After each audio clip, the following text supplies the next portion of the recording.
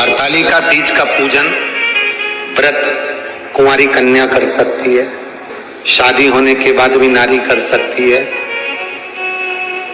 अंतिम अवस्था तक प्राण छूटे तब तक हरतालिका तीज का व्रत नहीं छोड़ना चाहिए। एक व्रत हमेशा याद रखो, एक एकादशी और एक हरतालिका।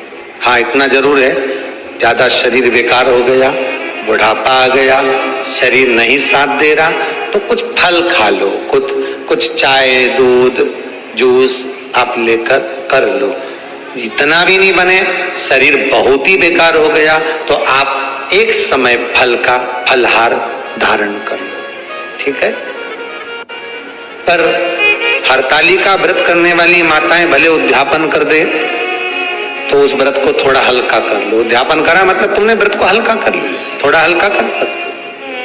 हरतालिका तीज का जो व्रत का उद्यापन करते हैं उसमें 5 चीज रखते हैं ना, 5 कपड़े स्त्री के, 5 कपड़े पुरुष के, 5 तरह का अनाज, 5 तरह का फलहार, 5 तरह का फल।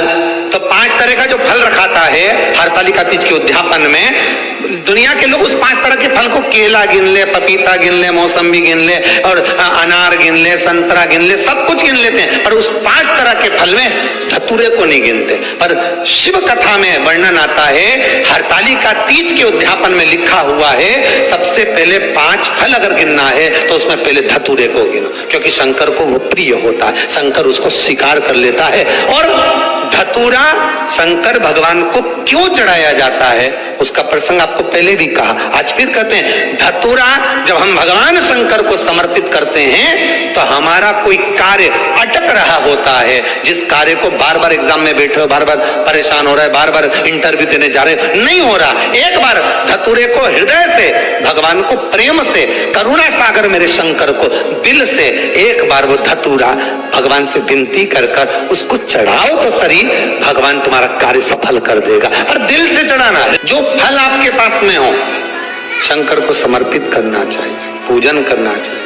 हरतालिका तीज की पूजन करने वाले को चाहिए कि बालू का, मिट्टी का शिवलिंग बनाना चाहिए।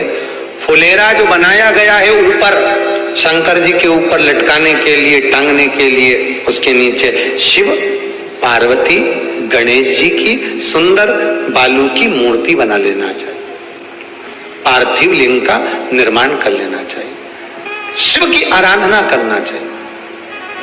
सबसे पहली पूजन हरतालिका तीज की प्रदोष काल के अंतर्गत हो जाना चाहिए, शाम के समय पर। प्रयास करा करो प्रदोष काल के समय पर पहली पूजन हो जाए तो ज्यादा अच्छा। पर लोगों की आदत रहती है कि 8 बजे तक, 8:30 बजे तक, 9 बजे तक पहली पूजन करें, फिर दूसरी आराम से, फिर तीसरी, फिर आराम से, फिर चौथी। तो ऐसा सब अपने अपने हिसाब से। पर शास्त्र रीति कहती है कि प्रदोष का जो समय होता है, प्रदोष काल जो होता है, शाम का जो समय होता है, उस समय पर हरतालिका तीज की पहली पूजन हो, जिससे आपका स्मरण चित्त शंकर भगवान में उस घड़ी, उस पल, उस क्षण में आप शिव के हो जाएं और शंकर आपका हो जाए। हाँ, अगर किसी के आने में देरी हो, कोई आ नहीं पा रहा है, बहुत देरी हो रही हो, तो हरतालिका पूजन व्रत वर्णन करता है कि शिवलिंग का निर्माण, पार्वती जी की मूर्ति का निर्माण, गणेश जी का निर्माण और फुलेरा जो बनाया हुआ है, ये प्रदोष काल के पहले बनकर तैयार हो जाना चाहिए। प्रदोष काल के अंतर्गत फुलेरा नहीं बनना, फुलेरा पहले बन जाना चाहिए।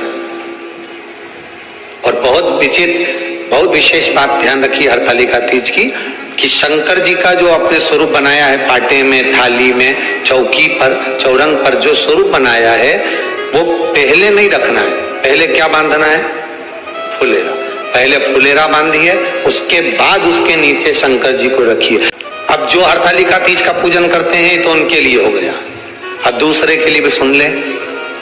जो नारी हरतालिका तीज का पूजन नहीं करती, व्रत नहीं करती, साधना नहीं करती, उसके लिए भी कहा गया कि आप अगर ये व्रत नहीं करते हो तो एक कार्य जरूर करना, कहीं पर फुलेरा बंधा हो, हरतालिका की पूजन हो रही हो, 5 मिनट 10 मिनट निकालकर अपने आसपास के किसी पौधे में से पत्तियां लेकर या पुष्प लेकर 5 वृक्ष की पत्ती या 5 वृक्ष के पुष्प लेकर शंकर भगवान को जब पूजन हो रही हो, 5 मिनट माताएं जब पूजन कर रही हो, तब आप भी उस पुष्प को, उस पत्तियों को शंकर को समर्पित कर सकते हो। ये नहीं चढ़ा सकते तो 5 फल नहीं चढ़ा सकते तो 5 कुछ भी पुष्प आदि का आप शिव को समर्पित करो।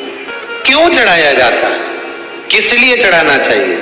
तो कहा कन्या स्त्री अगर मान लो हरतालिका का व्रत नहीं करती, पूजन नहीं करती, आराधना नहीं करती, तो वो कन्या, वो नारी, वो स्त्री, वो पुरुष कार्य तो बहुत करेगा, दुकान भी 4 चलाएगा, व्यापार भी बढ़ाएगा, पर संपदा को जोड़ नहीं पाएगा। 1 रुपए कमाएगा, 1.25 रुपए खर्च वाला काम चलेगा।